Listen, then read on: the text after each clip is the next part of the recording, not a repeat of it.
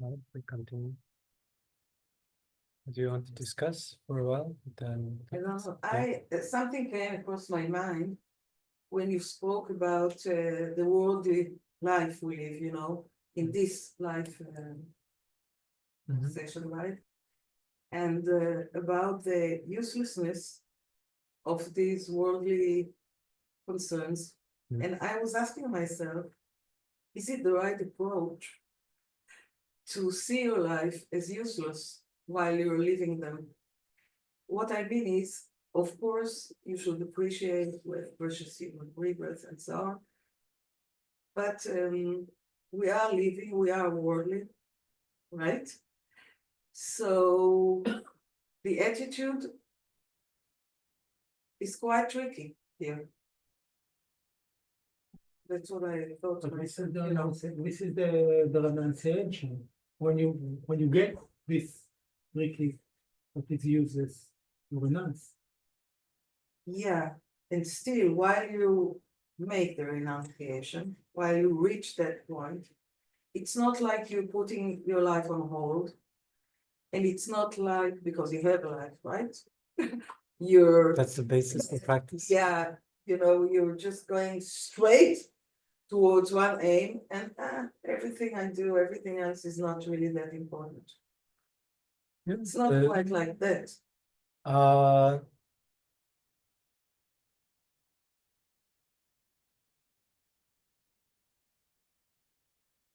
And first of all, it's the mental attitude, and it's not saying that our life is worthless or what we do is worthless. It's saying that doing things with the mind of the eight worldly dharmas, this doesn't bring any long-lasting benefit. This is not the way to utilize take the essence of this life. It is like winnowing husks, as Sankappa says.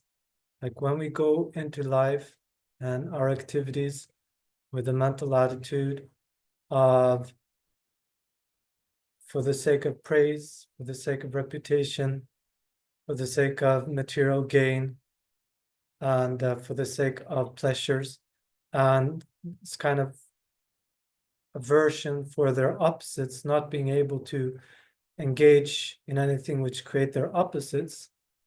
When this is the ruler of our mind, including the ruler of or the motivating force behind our Dharma practice, then it becomes useless. Then it's not using the impermanent life that we have in the most beneficial way. Because if you have the intelligence of a human being, and we can see take into account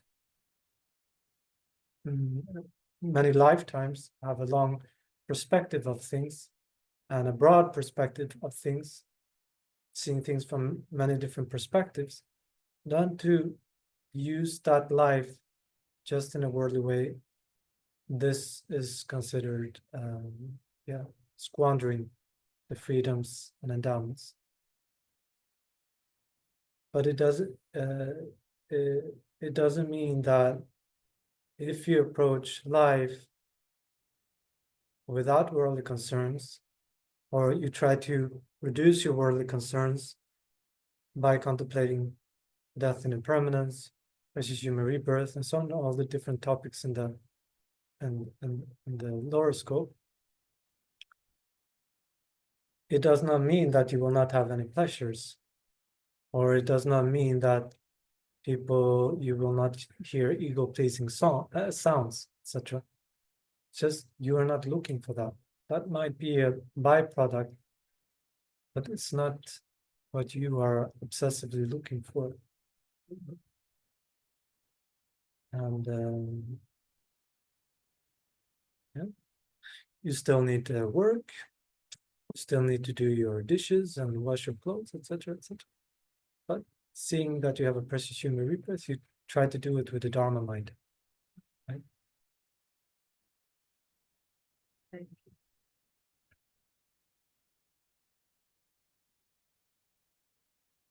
You talked about the what is called the perfect human results, Mm. where we are in the past the lower realm. Later on, the lucky ones of us will reach the higher realm in the future. Maybe. Okay. We are in the middle. Well, the human rebirth is considered a high rebirth relative to God realm. Of course, you can say it's lower because of having lesser lifespan, lesser pleasures, and so on. But from the Dharma point of view, the precious human rebirth is said to be the best for practicing because of having the balance between pleasure and pain, and having the intelligence to discern. So one can use this. But you have a question based on what? Based on Because I don't know, maybe it's not a question. But, sometimes I feel that maybe my spirit pays some visits to the lower, maybe the very quick ones to the higher realms, or short glimpse. Is it possible? in dreams or in waking state? Maybe in dreams. Possible. I had one friend in my mysterious jungle telegraph friend that I was talking about last time. He said 3 times he's been around in the 6 realms. He was guided by Padmasambhava. He was very firm with this and in lucid dreams. So he got a guided tour in the 6 realms by Padmasambhava Rinpoche in dreams, lucid dreams. So yeah, I think it's possible. Dream state mind is much more subtle, and we get I think information about things which is not sort of available to us in waking state. Of course, one needs to take that with a grain of salt, analyze, is it true or not. You cannot take just because I have a dream of being in the God realms or in the hell realms or something like this, or I see my gurus telling me something in the dreams, doesn't mean that this is factually concordant, right? But let's say if it's a very vivid dream, it is quite a coherent dream, strong experience. Yes, I think you can consider this as some kind of indicator, like some insight into how it's like in various realms. And you can consider it, I think, as a blessing.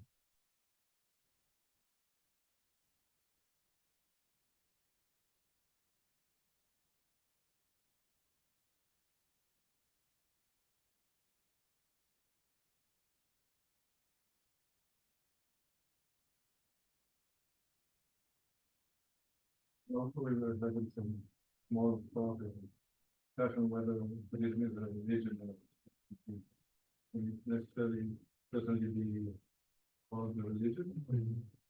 Have different opinions about it. His Holiness says that you can divide it in 3 parts, Buddhism in 3 parts. One scientific part, one scientific part, philosophy part, one religious part.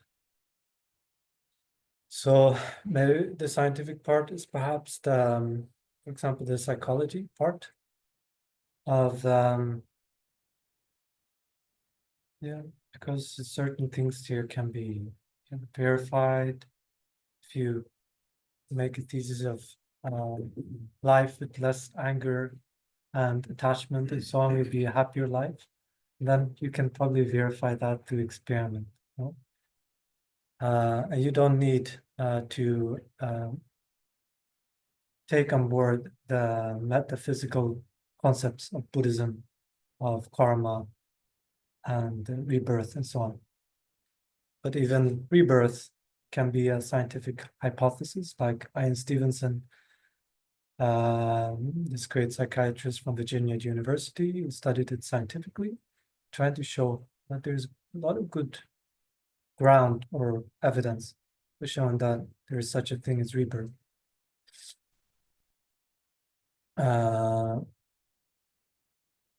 Then the philosophy part, these concepts like impermanence, selflessness, interdependence, various Buddhist concepts. And then the religious part, which is maybe more the practice part of Buddhism, when you engage in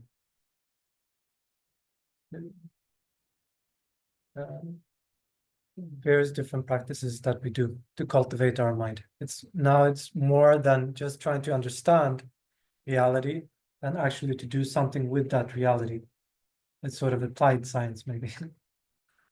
Because in Buddhism, we speak about basis, path, and result.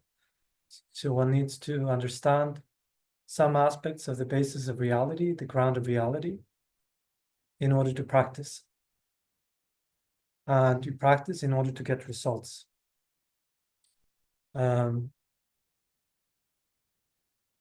So maybe this practice part, the path part, is part of the religious aspects, which would include, for example, deity yoga, rituals, prostrations,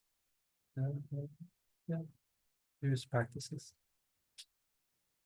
The philosophy part that you say, you can check it in the same with the science too, because if you talk about permanence, you can check if dharma are permanence or not. Yeah. When we talk about emptiness, with the science, we can check it. Yeah. You can check it, but I think most, if not all the philosophy part, you can check it with the science. I think science would definitely corroborate that, but where to place philosophy within science or outside science. I remember when I studied philosophy, I was sort of pushing my professor in this. He said, I don't know if philosophy is a science, but for him it was not so important to have the label science. For me it was. But he said, oh, if it's a science, maybe it's a super science. Super science. Something about, because it deals more with, first of all, with logic and what you can infer based on what you see, more than sort of experiments. And then analyzing concepts, what we mean by various concepts. What do we mean by existence? What do we mean by free will, etc.? So, okay, prerequisite discussion is what is religion? Yeah. How do you define religion? Yeah. How do you define religion? I don't have a good definition. I think if it's becoming faith and belief, it will be religion. If you can check it, it will be only science. I was just joking to myself the other day that I thought the people here in Israel think the more you eat donuts, the more Jewish you are. Nice. So Phil embarrassed, he ate 2 suganiyot, so he's more Jewish than I am. Donuts.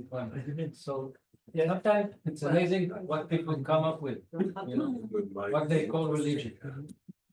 It's just like this. I'm looking at a guy who's trying to be more religion, more orthodox, more Jewish by eating more donuts. So something here is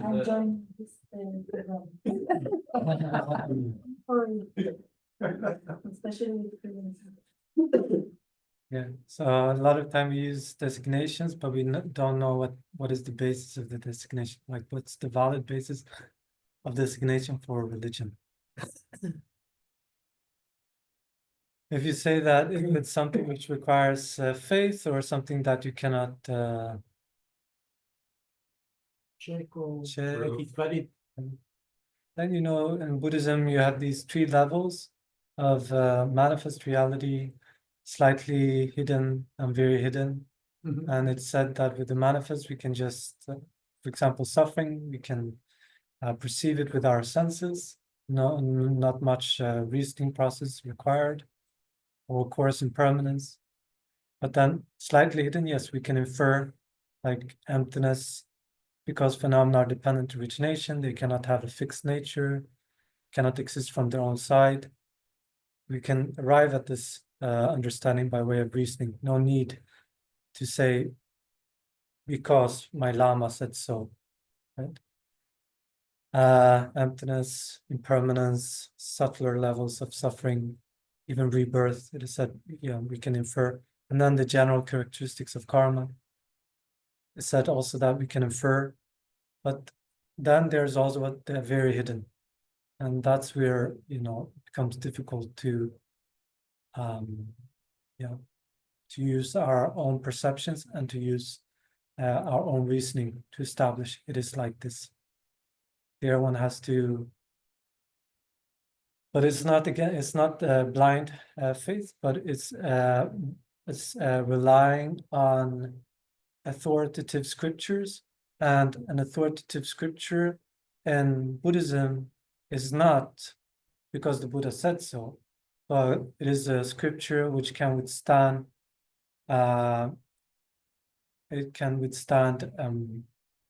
direct perception, so it doesn't contradict a direct valid cognition. So if a sutra speaks that the earth is flat or something like that, because direct valid cognition can refute it, you say this is not a sutra of definitive meaning. It is, the Buddha said this for some other reason, some ulterior reason.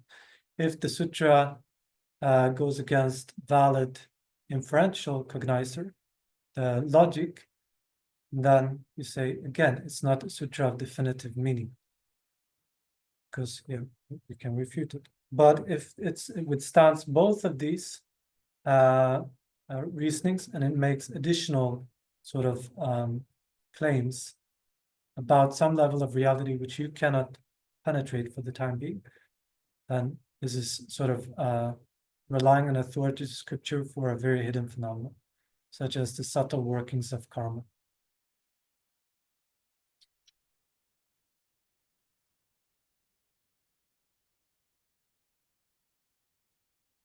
Yes. Yeah. I don't know if it's appropriate, but Anything if is you could- appropriate. okay, With me. to place today's subject in the context of the Lamrim process. Like I unfortunately missed last session. For the first one, we talked about guru, right? Mhm. Mostly, I don't remember what else. Today about refuge. Mhm. And there's the lower and the mid and the higher, and like where, like a context kind of would be helpful. Where are we? Yeah. Okay. Yes, we saw the preliminaries, what's called in the preliminaries in the Lamrim, where we, saw the greatness of the teacher and so on, up to Guru, but yeah, not including Guru devotion. Then there's something like in between. So Guru devotion and precious human rebirth is to see that you have the external condition for practicing Dharma. So somebody is, if we have relied on a guru, is not necessary, as I was making that point, that from the beginning it's not necessary to have a guru to practice Dharma, but you see that there is the external condition that you can rely on somebody explaining the Dharma, and that you have the internal conditions of a precious human rebirth. These to allow you to go through the path. Then you receive the actual instructions of the path. And first one needs to, the goal in the Lamrim is to develop the Mahayana path, but to arrive at that state, one needs to develop the mindset which is common with the persons of the lower scope, and then the mindset which is common with the person of the middle scope, because these are prerequisites, like second, first floor before you can build a third floor. And what one tries to develop in the lower scope is to give up the obsessive attachment with this life and to become interested in the happiness of future lives. So when your mind is as spontaneously sort of oriented or interested in happiness of future lives as right now it is interested in this life's happiness, it's a measure that you have developed this state of mind, that you have a spontaneous interest for what will happen after this life. And to arrive at that, if we have not been spoon-fed from our upbringing, and even our mind will be obsessed with this life. So to transform that mind, one then contemplates freedoms and endowments are difficult to find, and life has no time to spare. By gaining familiarity with these, attachment to the pleasures of this life is reversed. So seeing the impermanence of this life, how short it is, the suffering which is possible after this life, if we have just acted for the sake of this life, turns our mind away from this life. And then relying, which does not mean that we don't eat, we don't do the dishes, we do all these things, but our mind changes, our relationship to things changes. Stop the clinging to things changes, and we stop doing things for the sake of so I will experience pleasure now, I will get compliments now, and so on. The mind shifts. And then we need to rely on the concordant causes for happiness in the future as well, because it doesn't arise from its own side without us creating the causes. So that's when we rely on refuge, and also where we practice karma. That's the next topic of the small scope. So thinking about karma. Based on that, when practicing like that, one will definitely have fortunate rebirth. And then the next step is to realize from the heart that even if I do achieve a fortunate rebirth within samsara, it is not happiness in nature. Still, I will have to go through trouble. Still, I don't find the deep and lasting happiness, the safety that I am seeking. Because it's not possible to find that happiness as long as mind is controlled under the influence of karma and afflictions. Even the higher realms, happiness is not happiness in nature. So to do that, one needs to contemplate sufferings from various perspectives.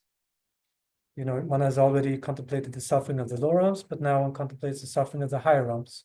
So the 8 types of suffering, the 6 types of suffering, the 3 types of suffering, seeing how human life, even at its best, is characterized by trouble, and how God realm happiness is characterized by trouble. And then you check into the causes of that. You see that it's afflictions and karma, and you see that these are removable from your mind, because mind is pure by nature. It is clear and known, and it is devoid of intrinsic existence. So afflictions have never penetrated the nature of the mind. So you see that true cessation is possible. Seeing that true cessation is possible, like liberation is possible, you develop aversion for samsaric happiness, and strong interest in the happiness of liberation, and you engage in the path.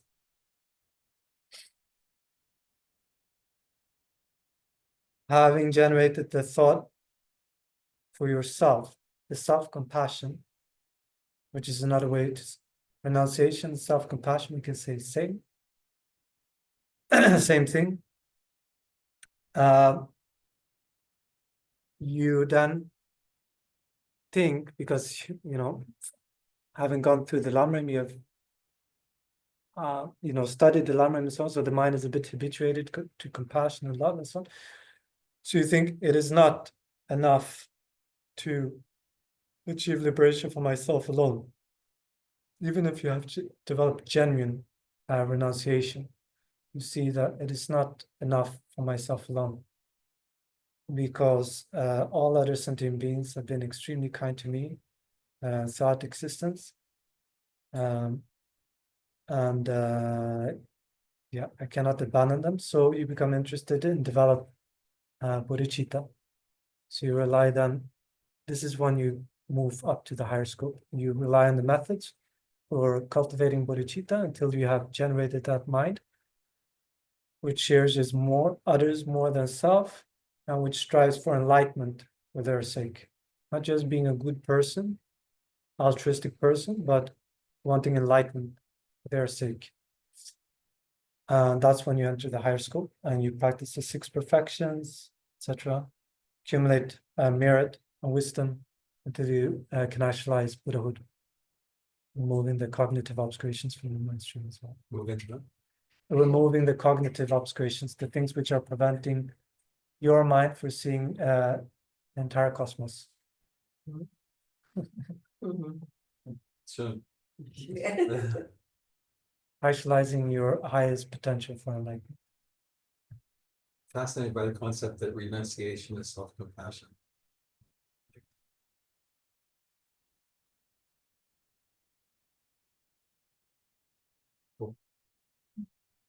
This is still difficult to understand. I think I have some Christian imprints. But yeah, like my friends in the monastery, they would tease me that I definitely have some Christian imprints. Because renunciation is not this, the self-flagellating thing. It's not, it is always this in Dharma that the external manifestation is not the main thing, it's the mind, which is the main thing. So renunciation means recognizing suffering on its various levels and the causes of it, and renouncing it, saying that I don't want any more suffering. I'm tired of it, very tired. Suffering of change, and suffering of conditionality. And I'm tired of the afflictions, and I'm tired of their false publicity in my mind. So I say, no, thank you. I search for another kind of happiness. So it's not about trying to inflict harm on yourself, anything like this. It's just avoiding suffering and its causes.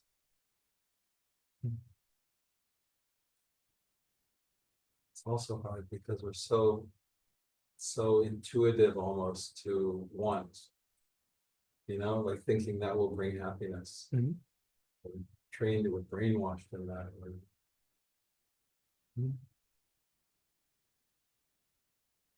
So it requires a lot of training in the middle scope to come to that point, that level of self-compassion.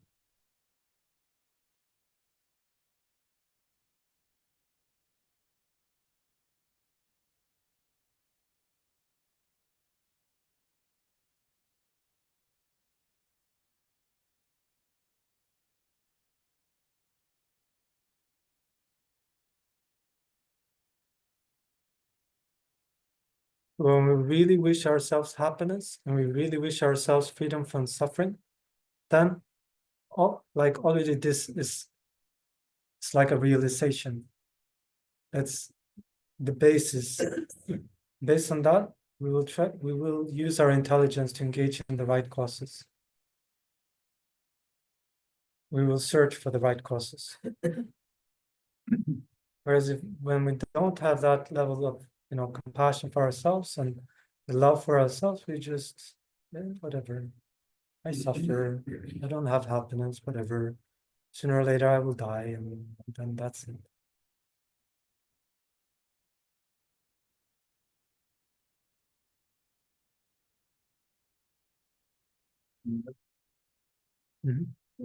This book that we are learning here now, of the Lamrim, newer version of interpretation, in which ways is it different, the view is different from the original Lamrim by Lama Zopa and Lama Yeshe?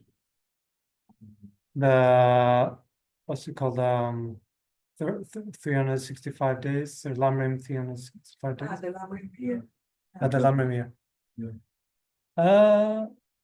I haven't read the Lamrim year, so I don't know how they differ.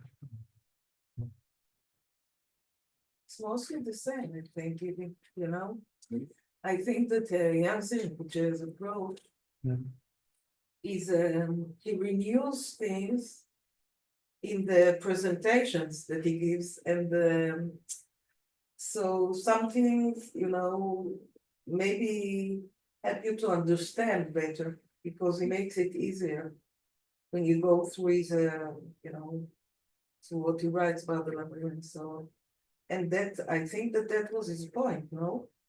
To make it easier on us to understand. Yeah, I think His so. approach is, yeah. Yeah. So, and that's the main difference, because the Lamrim here is very traditional, no? I think that when we went through it, it was, we were very traditional about it. That's the Lamrim Chenmo, actually. We followed everything according to the Lamas.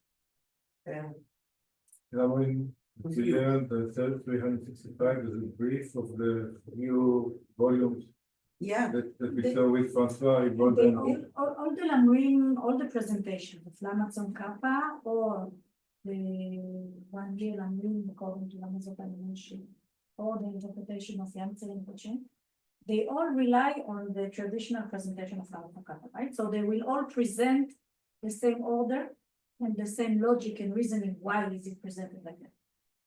The differences, I think, are in the scope you read. The Lamrim here is because they say read 1 page a day, sometimes you get a very limited perspective of what you do. Because you get the first day of Guru devotion, or even the 10th day of Guru devotion is very limited. While if you take a full book that gives a full interpretation of a topic, and you don't put yourself on the cushion to really heavily reflect on the whole topic before you read the chapter, then you can get a wider perspective. And sometimes if you read everything, and because it's like Tenzin said, that you want to generate bodhicitta and understand why the lower scopes are practices common to the great being. It's not that I want to understand karma because I'm interested only in higher rebirth and nothing else matters. Because it's a cause to create renunciation, which is a cause to understand bodhicitta feeling. So if you understand the whole scope, then you approach each practice with a higher being perspective. You have a deeper view of what you practice. I think all the Lamrim texts present the same thing. It depends on the perspective and the depth and how much of the whole purpose you see when you touch a different practice or a different page. But they all give you the same order and logic of the practice. for example, in the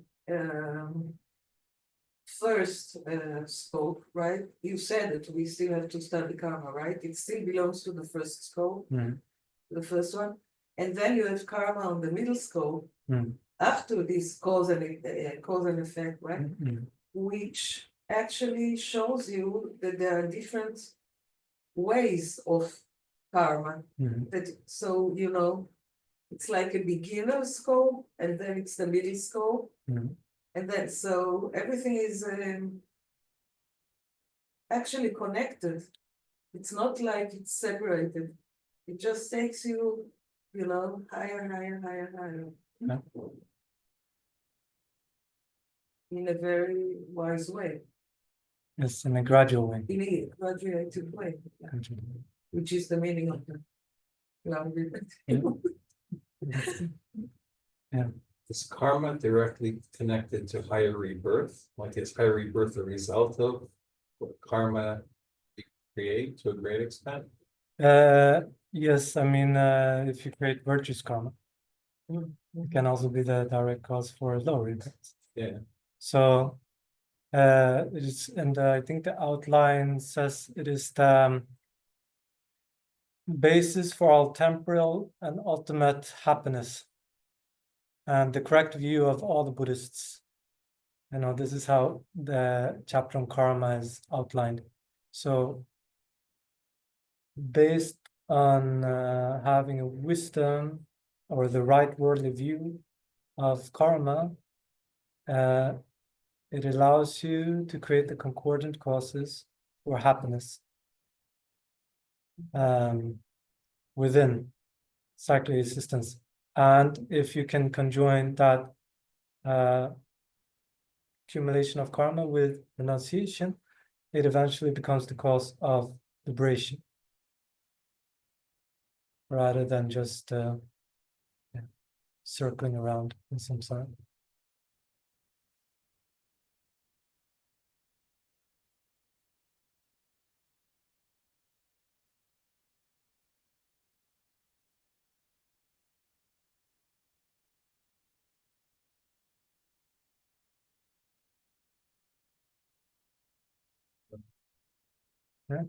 Renunciation and ignorance, like, Yeah. are they also connected? Like, is that like thinking that you're going to find happiness by immediate gratifications, or, and so the renunciation is understanding that? Yeah.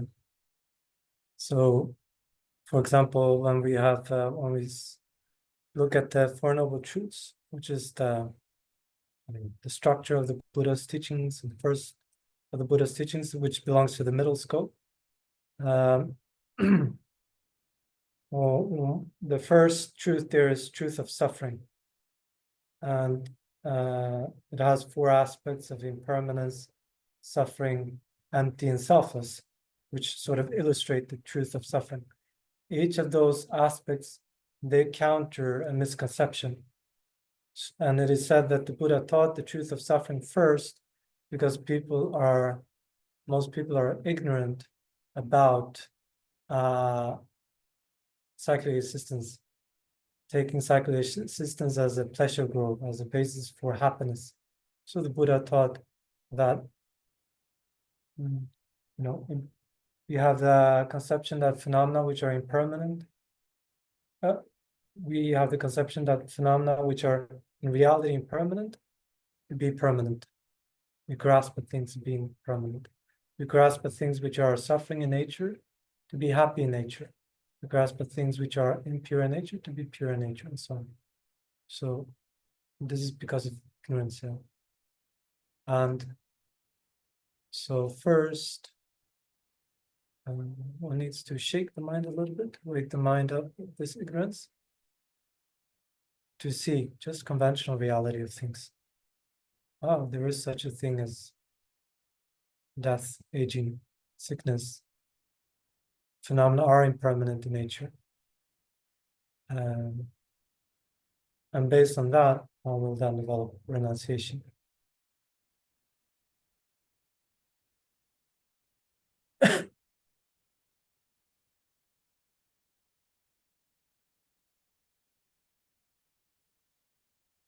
Anything else? Yeah. But they don't tell you how much virtue you have to generate in order to, right? This is kept a secret. No, they say it. But maybe it would be better if they kept it as a secret. They say it's a lot of virtue. But we don't know how much merit we have created in the past.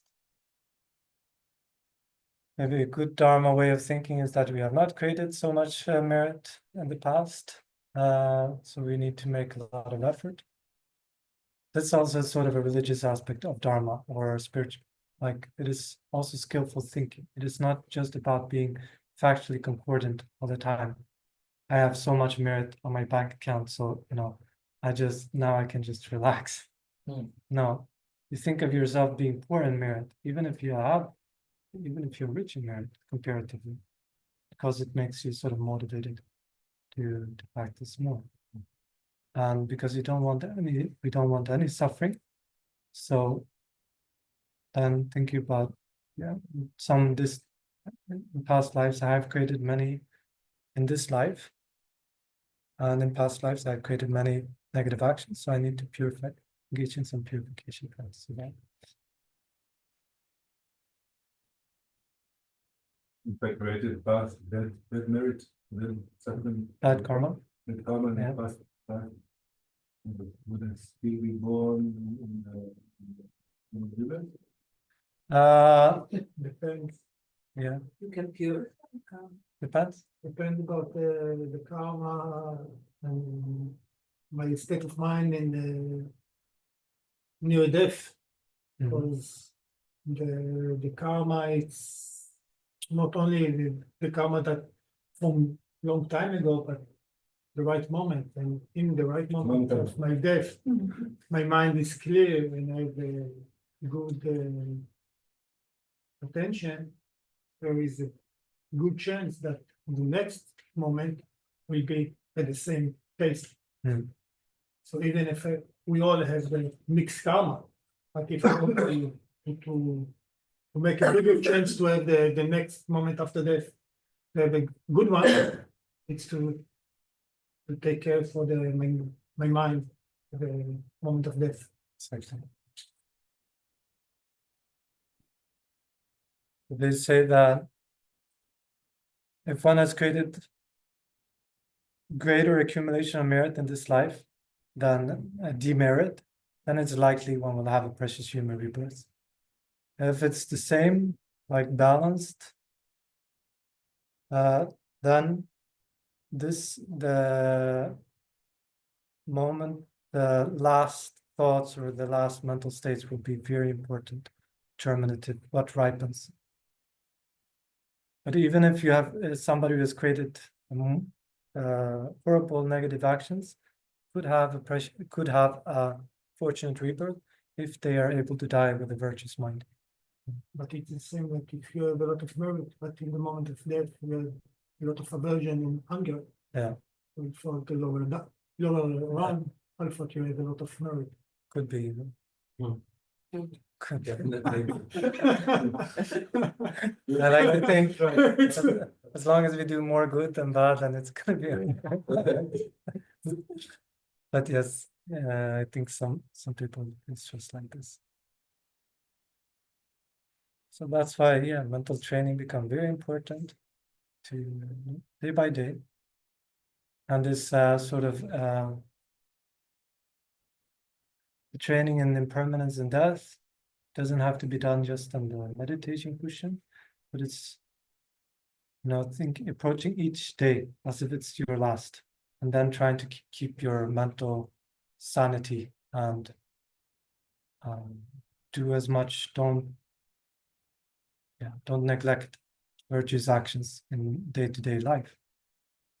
Then Tsongkhapa says Tsongkhapa says that if you happen to die, then good, you prepared yourself. And if you don't, anyway, you did something useful. So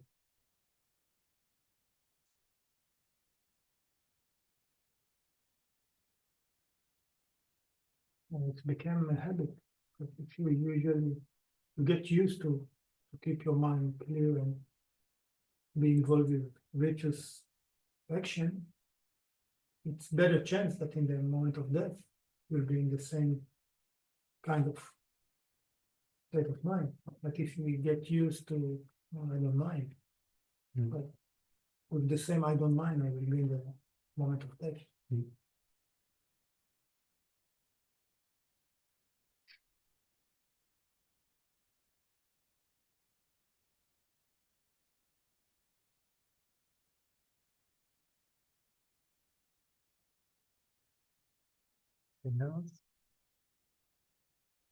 So we're still the karma section? yeah, Yeah. and do some karma. We talk some Create karma. You create some karma, yes. Karma is mental intention, and mental intention is an omnipresent mental factor. So it said we're always creating karma. And this is one of the very precious aspects of having a human life, a precious human life, is that we can always create the causes for happiness by paying attention to the karma that we are creating.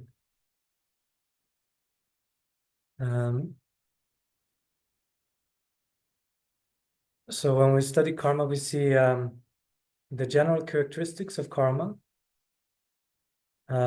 We see specific characteristics of karma, like how certain, for example, how karma becomes complete. Certain karmas become complete if they meet certain conditions. And we study results of karma, the 3 types of results. So the law of karma is one aspect of the general causality, law of causality in the world. And the first aspect is that karma is definite.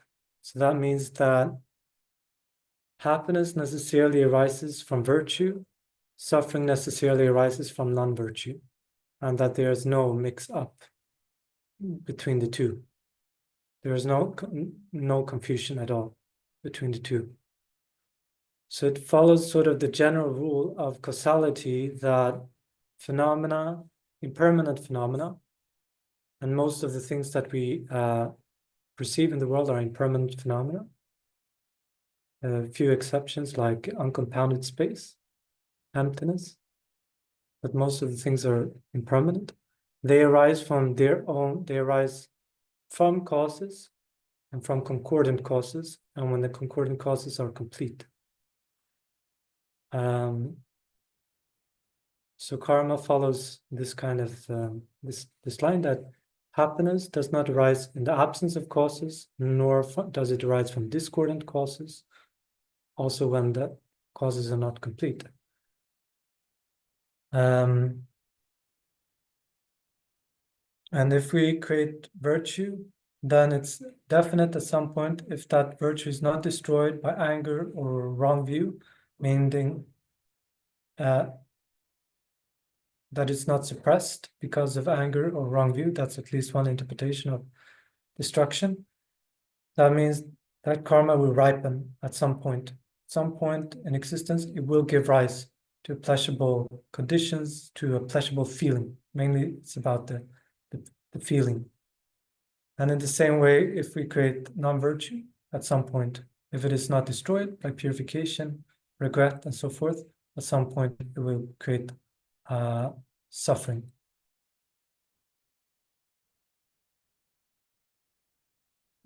Second characteristics of karma is said that karma increases. So here I have some problem with this aspect, but this is how it's presented, at least, that from a small virtue, you can have a huge result, a huge happy result, and likewise from a small non-virtue, you can have a huge unhappy result. They give various examples of how from a small seed, you can have a huge tree. And yes, that's obvious, but that seed only becomes a huge tree in dependence upon conjoining with a lot of other causal conditions, right? So it's not the seed itself. Just by leaving the seed itself, it will give rise to a huge result. And Yangsi Rinpoche, he illustrates it with from a few, a great ocean can be, is composed of a few tiny drops, he says, but it's not a few tiny drops, it's many tiny drops, yes. From many tiny causes, you can get huge results. Yes, we can understand that. So it's about, I think the main point here is not to disregard small non-virtuous actions and thinking that they don't matter. It's just a small lie. It's just a cockroach.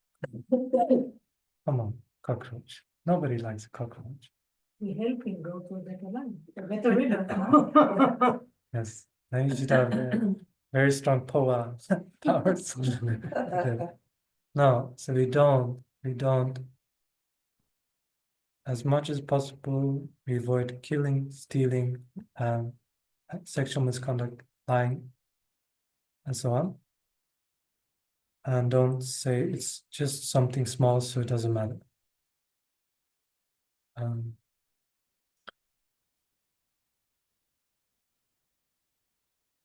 The third aspect is about if we don't create the causes, we don't get the results. And this again follows the general rule of causality of yes, if I don't eat, I will not feel satisfied. If I don't study Hebrew, I won't learn Hebrew. if I don't, etc., etc. We know we have to create the causes for the kind of results that we need to experience. And even though things appear haphazard, random, and so on, the Buddhism says that the experiences of happiness and suffering are not haphazard, they are not random. They do arise from their concordant causes, from the karma that we have on our mind stream. So if we want to experience happiness in the future, nobody's forcing us to experience happiness in the future, but if we do want that result, we need to create the concordant causes for it and not be lazy and thinking happiness will just come from itself. The Buddhas will, send it as a gift or something like that. No, we have to create it ourselves, conditions for it ourselves. And if we don't create the causes of suffering, we won't experience suffering also.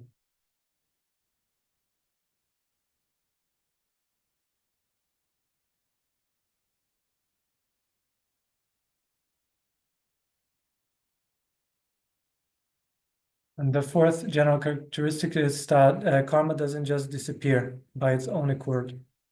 So even if it takes many lifetimes, at some point, when the causal conditions come together, we will experience the results.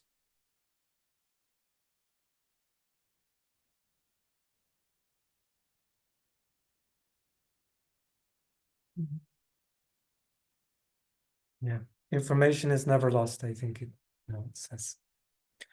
Information theory or something like this. And we know this from our own experience that even if we have not thought about something for a long time, or we have not met a person for a long time, suddenly we're reminded something that we thought we had completely forgotten, which was not there anymore, and it ripens in our mind stream. So we have that, we have a lot of information in our mind stream which is not accessible at the moment.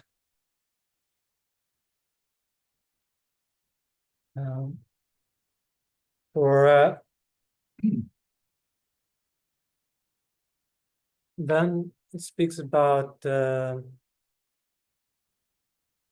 main actions which are to be avoided are the 10 non-virtuous actions. So it says that they are not an exhaustive list of negative actions, but they are the main ones. So they are, the 3 of the body, killing, stealing, and sexual misconduct, the 4 of the speech, harsh speech, divisive, lying, and gossip or idle speech, and the 3 of the mind, which is covetousness or greed, malice, ill will, and wrong views.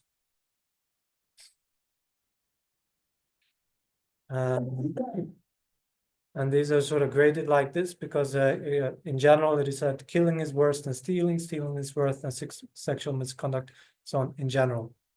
Whereas with the mental non-virtues, it is that the worst one is wrong view. And a karma becomes complete, and a complete karma becomes the projecting karma. Karma can be completing or projecting. And a projecting karma is a karma which projects you to another rebirth. So when an action, virtues or non-virtues, is combined with 4 factors, it becomes a complete karma. So the 4 factors are, there needs to be a basis, attitude, performance, and completion, right? So with respect to killing, for example, there is the basis of that it should be another sentient being. The attitude comprises that there is the motivation to kill, there is the correct discrimination, that this person is this, and there's an afflictions, which is motivating you to kill. Performance is the way you do it, and then completion is that the person dies before you have died. So when these 4 are complete, that's a complete karma, and it will be protecting karma. You have that on your mind stream. The same thing we can say with virtue, virtue of not stealing, for example, is that you see there's something there, a basis for stealing. Maybe there's the wish to steal, but then there's the restraint, the mind which restrains itself. That's the attitude, the motivation not to steal, and the restraint which comes with that. The virtue of shame and embarrassment and so on, and then the performance of restraining yourself from stealing, and then the completion. I don't know. You have not stolen, or the person take away their little thing that you could steal. So it becomes like a complete action of not stealing.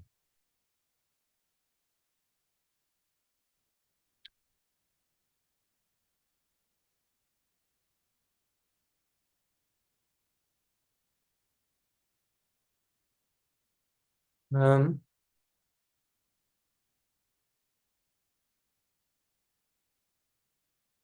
karma can be heavy and karma can be light. So various factors influence the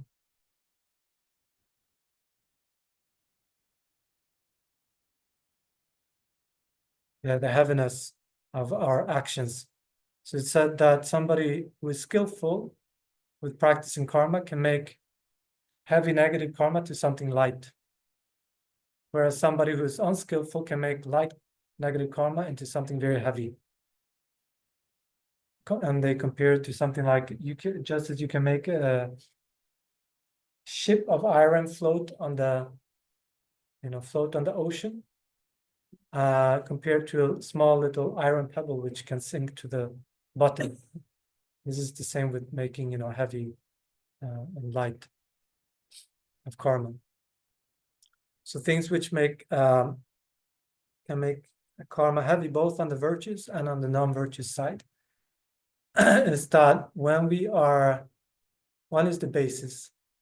So certain bases are heavier than others. Certain fields of karma are heavier fields than others. So our spiritual masters are a very heavy field of karma. So whatever small virtue or non-virtue we do with regard to a spiritual master can bring a great result. Parents are a heavy field. Like our parents for us is a heavy field of karma. Then, it goes like this. I think it accords a bit with our intuition as well, but like people that are helpless, babies, old people, and so on, it becomes like a heavier field of karma than people who can sort of sort themselves out. It is said that monastics, due to their vows, are said to be a heavy field of karma as well. Bodhisattvas are definitely very heavy fields of karma. So,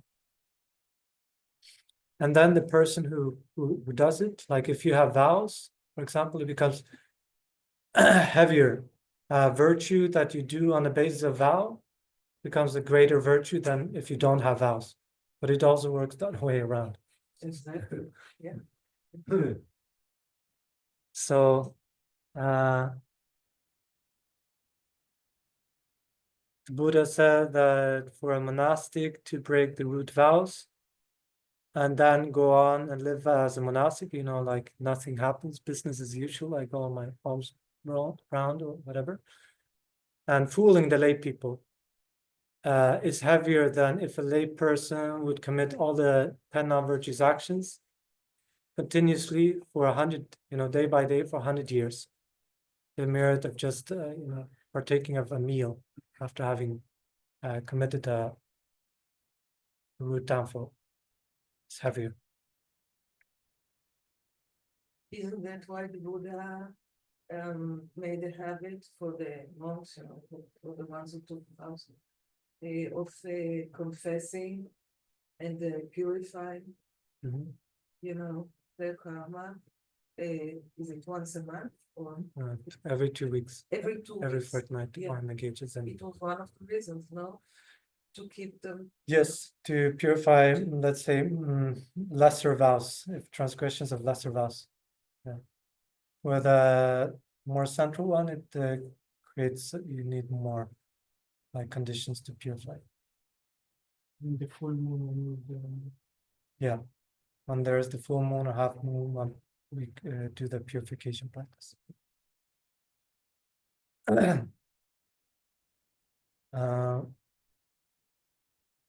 Then habit becomes another condition for making karma heavy or light. If you do something again and again and again, it becomes like heavier karma. So if you are giving just a few shekels to a beggar, but you do it continuously throughout your life, it's a habit. It becomes like, you're giving a lot, heavy karma. Or if you lie, but small lies, but you do it a lot of times, it becomes a heavy karma because of the habit. You have if there is the antidotes or no antidotes, this also affects the heaviness of it. So one can create heavy negative karma, but if one applies antidotes or one does it within a context of generally practicing virtue, then it becomes less heavy. And in the same way, if you sometimes create non-virtue, but it is within the context of continuously practicing virtue, that non-virtue becomes less heavy. Just as you cannot make a great lake salty by just putting some salt in it. It needs a lot of. And I think there's another aspect as well, which makes it heavy or light. regret. Regret, I think. Regret or rejoice. Yeah, it's part of the antidotes or not. So if we rejoice in our virtue, it becomes greater virtue. If we regret our non-virtues, it becomes lesser non-virtue. So we have, the tools to work with our karma. If we do it or not, it's up to us, right? Our business. Practicing correctly is your own responsibility. Tsongkhapa says in Songs of Experience. And they're ripening their results of, there's an interesting section as well of creating the 8 excellent conditions of a precious human rebirth in order to make quick progress on the path. So those 8 excellent conditions are, for example, to have a long lifespan, because with a long lifespan, you can practice a lot of dharma without health obstacles and so on. Having a good reputation, like coming from a good lineage, it says, it's more in, I think, ancient time India, but it would mean that people naturally have respect for you because you have a good name, family name, or something like this. That you, for example, have a speech which is naturally respected, which means that you can, when you give instructions, the disciples, they will respect and apply what you're saying. That you have a handsome appearance, means people will be naturally attracted to you as a teacher. It also says being male, so it's in the context of ancient India, so it's not so relevant today, but it means that you will be able to, first of all, attend teachings freely, assemblies, and do retreat and so on without any fear of anybody bothering you, which was not the case for females at that point, but now it doesn't matter so much, at least in the West. I think at least.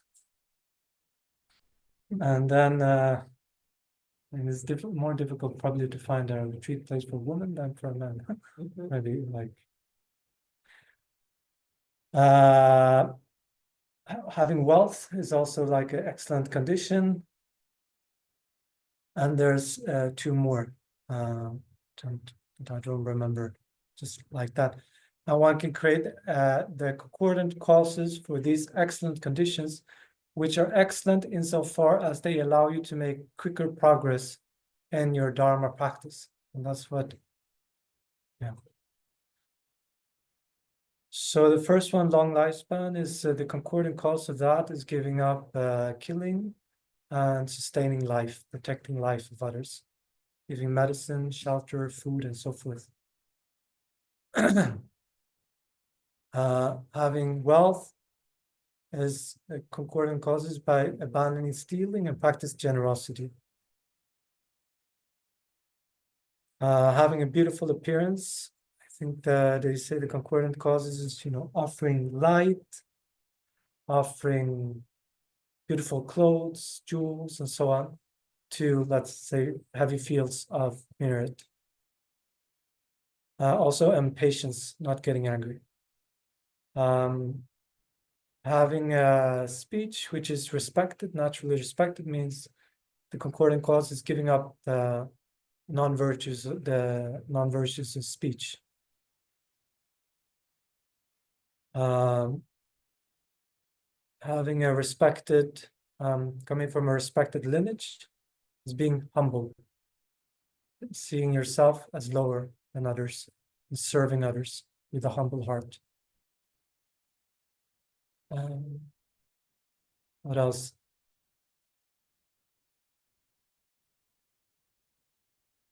Yeah. So it means that we can, put the correct seeds for the desired results in the future. And if we do it with a sense of renunciation and with a sense of bodhicitta, it does not become a basis for becoming just more afflicted in the future. Because this is often the case, as it says also in the Lamrim. Many times the excellent conditions of a higher rebirth becomes nothing but a cause for future suffering, nothing but a cause for problem. Instead of enjoying the excellences that we have, it becomes just another burden and just another basis for afflictive emotions, because we are not approaching them with the right wisdom. Instead of using our fame for something good, we use it to take drugs and kill ourselves in the future.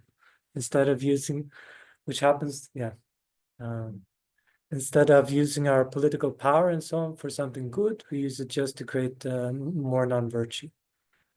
Instead of using our speech and beautiful appearance to, let's say, attract disciples, or to engage with others in a virtuous way, it becomes just a basis for vanity and pride and looking down on others. This is the wrong way of using our samsaric excellences. So therefore, we need to, when we create the correct causes, we need to do it also with the correct mind. Try to do it with the correct mind and motivation. The ripening results. So we speak about the results, the ripened result or the projected result, which refers to the rebirth we take, the environmental results, which is just refers to the environment, the country, and so on, family that we are born into, and the result similar to the cause, which is divided into this result similar to the cause in experience and in habit.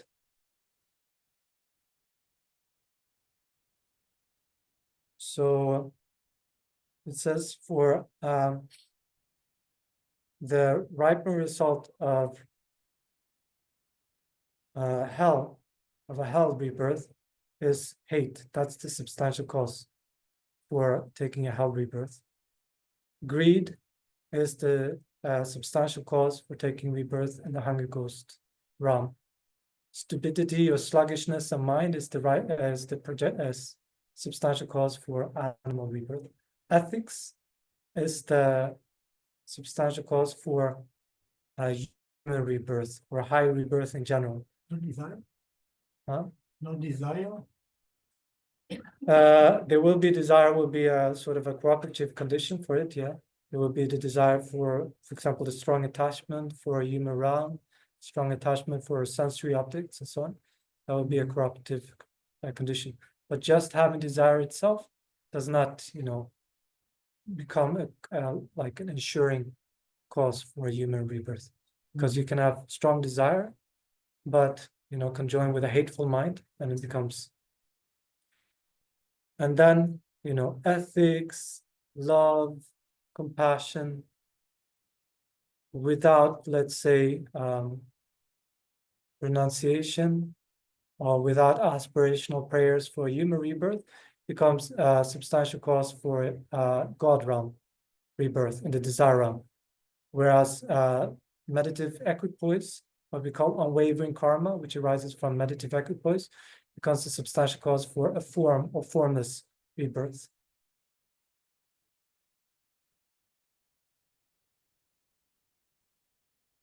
The environmental results are determined by our completing karma.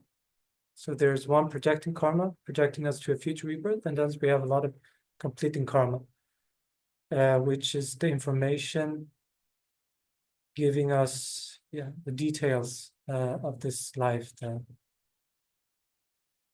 the body, our appearance, whether we female, male, so on, where we are born, all these detailed characteristics is the results of other type of karma, the completing karma. And they also have, they're also related to,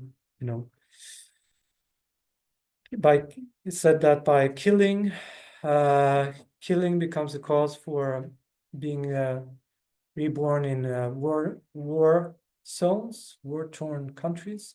Stealing becomes a cause for being born into countries where there is a lack of resources and so on, as an environmental result.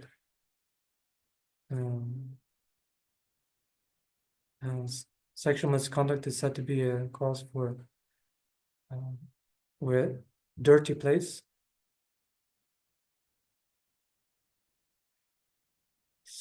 And on the virtue side, again, we see peaceful countries comes from abstaining from killing, harming others, and so on, etc.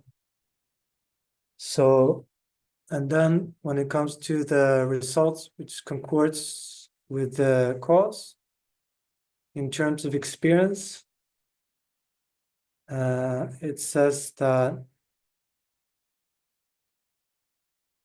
we experience similar things to what we ourselves have created. So,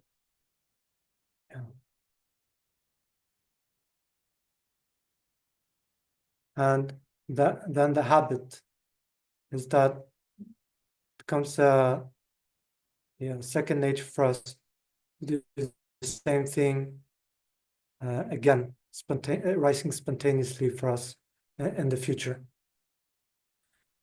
So certain babies, they have habits of protecting life, protecting others, giving, being patient, being kind. And certain babies, they're more into killing.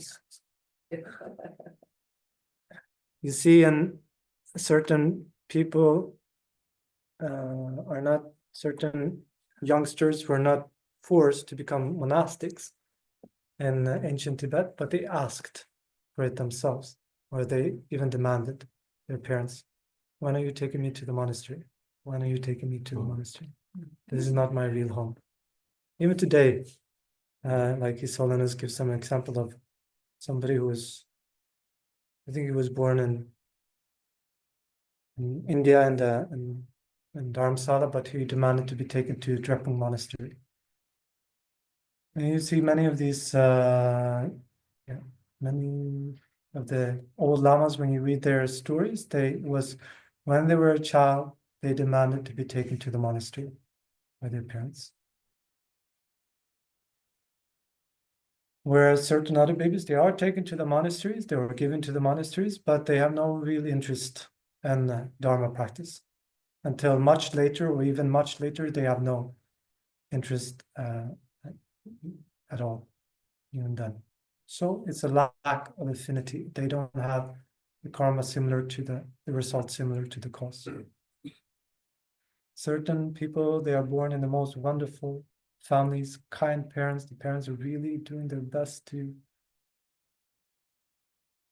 protect them in every way, to influence them with compassion, with love, with ethics, or not too much control, but not too little as well. They do everything, but then the baby, the child turns out not so nice anyway. And it's not the fault of the parents. It's the fault of the karma. I say to my mom many times, it's not your fault. It's not your fault. It's not your fault I'm a Buddhist monk, don't worry. Because for her, this is her big failure. So, no, it's not you who created this. So don't worry. Not only with me, with my other siblings as well. It's not your fault. So, do you have questions or comments on karma? Because Well, this that was very simple. isn't. Yeah. So karma, we have the general characteristics. We can say, we can infer, we can see there is a relationship. So it is said, once we establish rebirth, mental continuity, then it makes sense, sort of, I think, to our intuitive sense of justice, that, by giving, you receive. By not harming others, you are not harmed. By being patient, you don't become ugly, because when you're angry, you're ugly. And we see that even in this life, by giving, people want to give back. We also, when people give us things, we want to give back. When people don't harm us, we don't have any, generally speaking, we don't have any wish to harm them as well. So we see this kind of concordance. But with the subtle workings of karma, this is only in the scope of a Buddha. Only a Buddha can know why, or in detail, why this experience, how it's related to that exact cause in the past.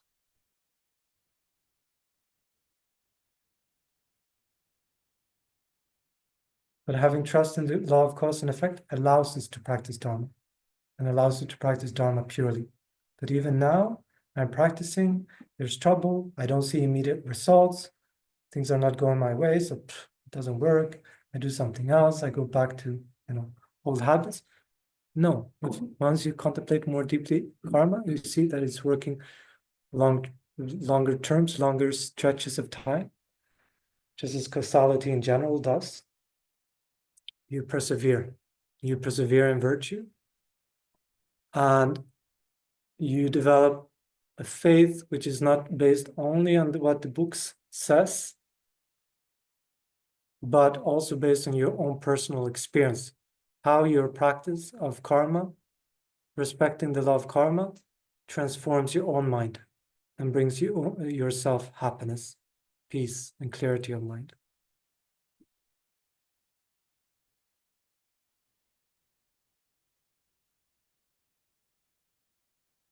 Finito? That's the lower scope.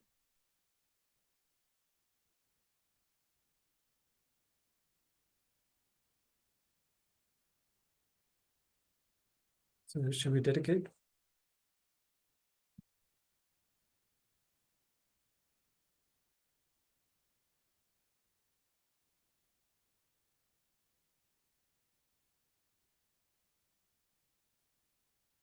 למה שיש לנו את התפילה לשבוע מהיר שלנו, לא אומרים שבעברית או שאין לך פה? אוקיי. לא, נראה לי שיש לי. נשאל אותו, אם הוא מסכים שנעשה את זה בעברית, אולי עדיף, לא?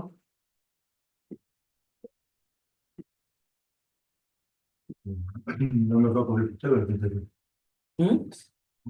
למה זאת אומרת שבאמת לא יבין? פחות רלוונטי. בשיעור ניסנס, לא? הוא אוכל הכל. אם יש ליד הכל לא יבין.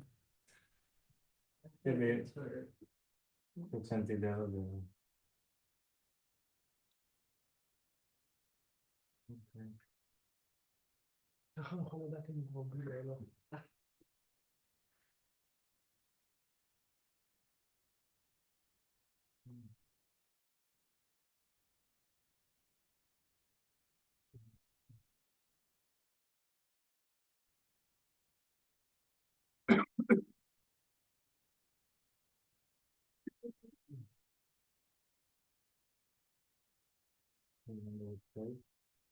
I think it's a bit up.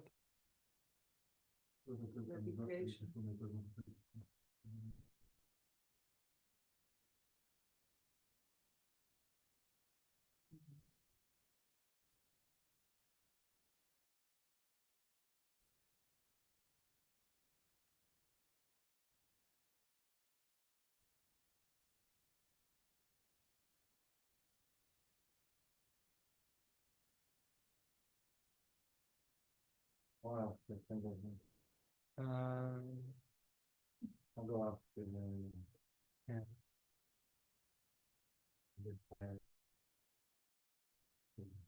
אני לא יכול לעשות חיפוש לפי מילה? זה ה-dedication? לא.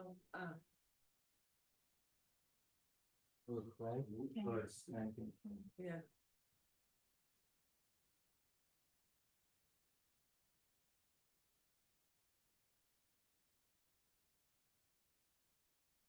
I don't see because of the.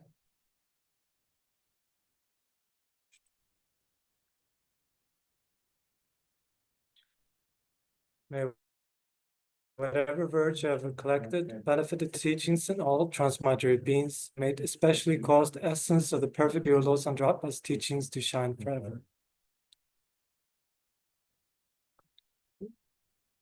Skip the mandala offering.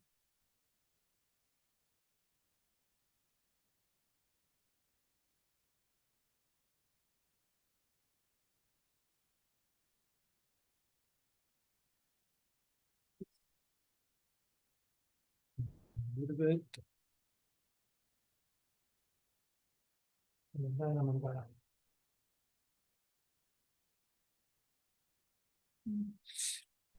Janju Sanju Rinpoche Magye Paran Kiki Shi Kewan Yamba Mepai Kone Gondu Pewa Sho Toni Tawa Rinpoche Magye Paran Kiki Shi Kewan Yamba Mepai Kone Gondu Pewa Sho.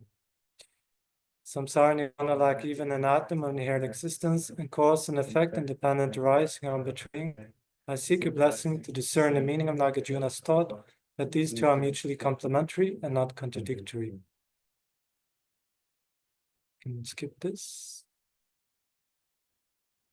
Incomparably kind and supreme Tenzin, the wish-granting, wish-fulfilling jewel, source of every single benefit and happiness in this world.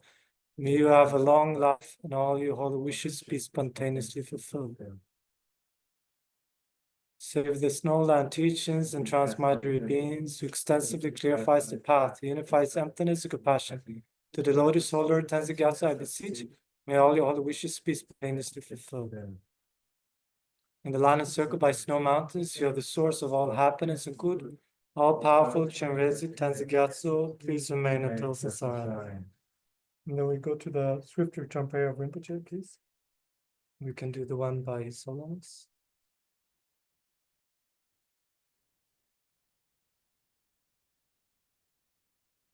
So bring to mind Rinpoche.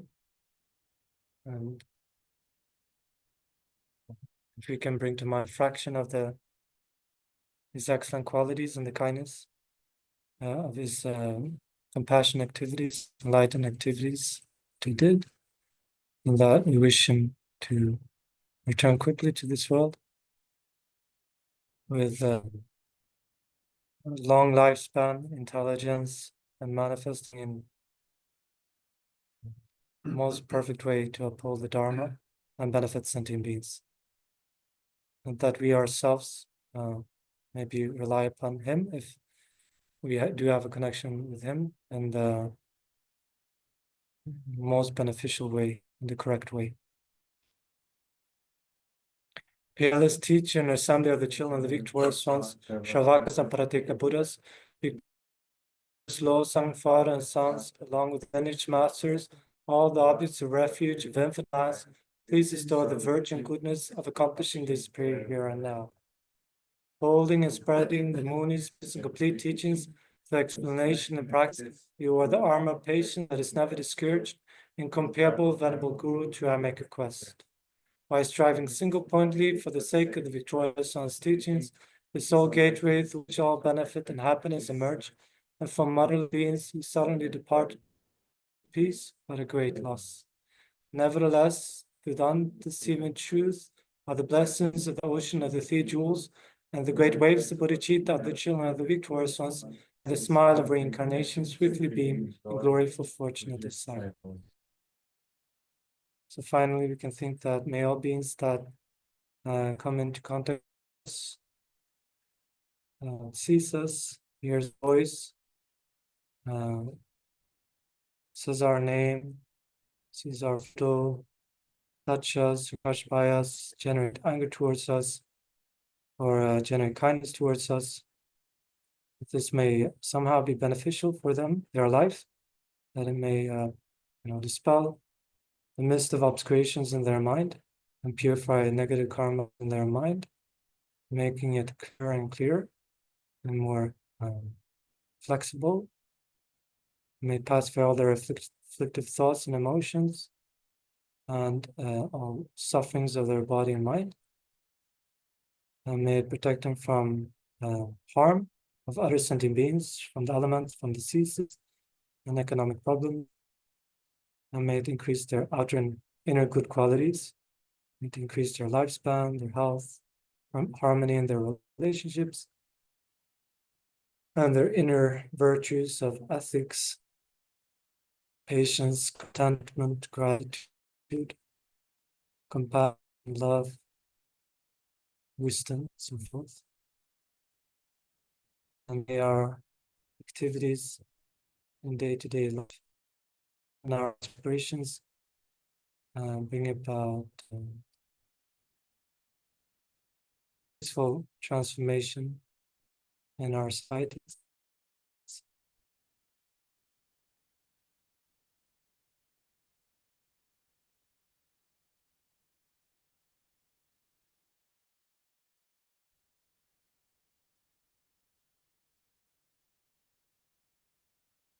May become a cause for all sentient beings to become enlightened.